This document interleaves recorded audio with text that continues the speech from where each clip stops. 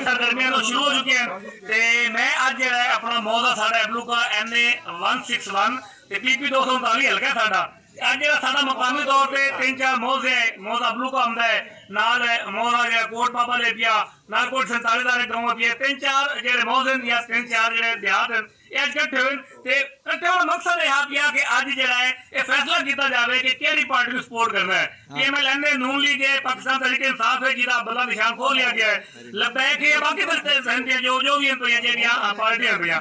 मुतफिक जो तकरीबन 99% लोगों की राय है कि पाकिस्तान तहरीक इंसाफ को सपोर्ट करो जेडे कैंडिडेट उन्होंने टिकट दिता है वो NA या BP का उम्मीदवार है वोट उन्होंने व्यवस्था कर देखो ये सारे लोग मौजूद हैं इतने पिछले क्योंकि रोशनी कम है तो लोग कम नजर आ रहे हैं 3-4 मौसम बस्तियों के लोग शामिल हुए गल भी कसा कोई कसा कितने बुजुर्ग मौजूद हैं। अच्छा अब्बास वकील साहब है ना जी किसी तरफ से मोहताज नहीं है। अच्छा अब्बास साहब दसो अज की फैसला है इंशाल्लाह ਅਸੀਂ इमरान खान ਨੂੰ ਵੋਟ ਦਿੱਤਾ ਹੈ ਤਰੀਕੇ ਇਨਸਾਫ ਨੂੰ ਵੋਟ ਦਿੱਤਾ ਹੈ ਉਹਦਾ ਜੋ ਵੀ ਕੈਂਡੀਡੇਟ ਆਇਆ तरीके इंसाफ का जो भी कैंडिडेट है उन्होंने वोट दिता तुम बात दसो तरीके इंसाफ का जो इतने टिकट जारी होया ना जी मियाँ आतिफ मुतियान साहब PP 239 ਤੇ ਇਹਨੇ ਤੇ ਜਿਹੜਾ ਸ਼ਹਿਰ ਵੀ ਲਾਗੂ ਕਰ ਸਕਦੇ ਉਹਨੂੰ ਜਿਹੜਾ ਪਾਕਿਸਤਾਨ ਤਰੀਕੇ ਇੰਸਾਫ ਦਾ ਟਿਕਟ ਜਾਰੀ ਕੀਤਾ ਉਤੋਂ ਉਹਨਾਂ ਕੋਲੋਂ ਬੱਲਾ ਖੋਲ ਲਿਆ ਗਿਆ। ਉਸ ਤੋਂ ਬਾਅਦ ਜਿਹੜਾ ਹੁਣ ਜੋ ਉਹਨਾਂ ਦੇ ਹਮਾਇਤ ਯਾਫਤਾ ਉਮੀਦਵਾਰ ਨਾ ਉਹਨਾਂ ਨੂੰ ਵੋਟ ਦਿੱਤਾ ਸੀ। अच्छा भाई दसो ਤੁਹਾਡਾ ਕੀ ਫੈਸਲਾ ਹੋਇਆ ਹੈ ਤੇ ਵੋਟ ਤੁਸੀਂ ਕੀ ਦੇਣਾ ਨੇ इमरान खान ਅਸੀਂ इमरान खान ਦਾ ਜੋ ਉਸ ਗੱਲ ਦਾ ਭਾਵੇਂ ਜਿਸ ਨੂੰ ਭੇਜ ਦਿੱਤਾ ਸੀ ਉਸੇ ਨੂੰ ਇੱਥੇ ਕੌਣ ਉਮੀਦਵਾਰ ਤੁਹਾਡੇ ਜੀ ਇਮਰਾਨ ਖਾਨ ਆਤਿਫ अच्छा मियां तू दस यार की फैसला होया ਤੁਹਾਡਾ कितने लोग हैं तहरीक इंसाफ दा कितने लोगों ने जो तरीके साहब वोट देना सारे जितने बैठे ना सारा दी हो रहा है कि सोचो कितने % लोगों तरीके साहब की हिमायत की है 98-99% मतलब शहरी राग ही 98-99% लोगों ने हिमायत की है। खुशाइन गल है कि आज जो है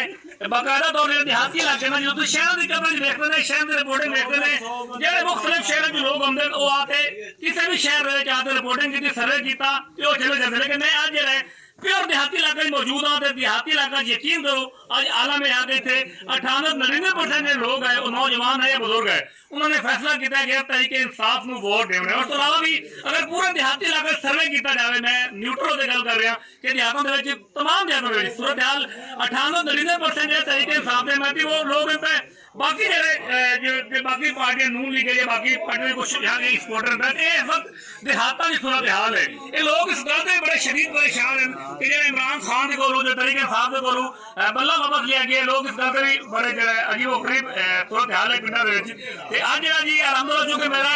फरीदा मुख्तलिफ शहरों में मुख्तलिफ जगहों पर जाते मैं रिपोर्टिंग करना अज जरा आधे हल्के आधे इलाके आधी बस्ती खड़े होते असं गठ किया तो मुतफिका तौर पर फैसला है कि पाकिस्तान तरीके इंसाफ की हिमायत याफ्ता उम्मीदवार जो PP के मियाँ आतिफ मुतियान साहब हैं एन के शहर मीन आपको साहब उन्होंने सपोर्ट करते सारे और सपोर्ट ही खोलते करते हैं तरीके इंसाफ की हिमायत याफ्ता खोलते करते हैं जो लोग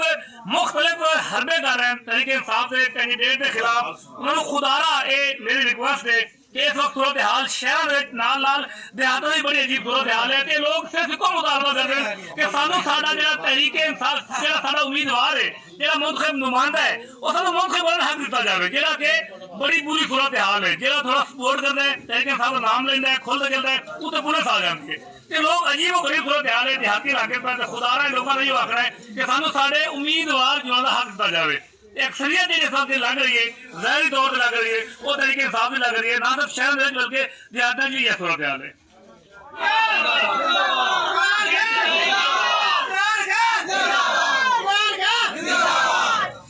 PTI जिंदाबाद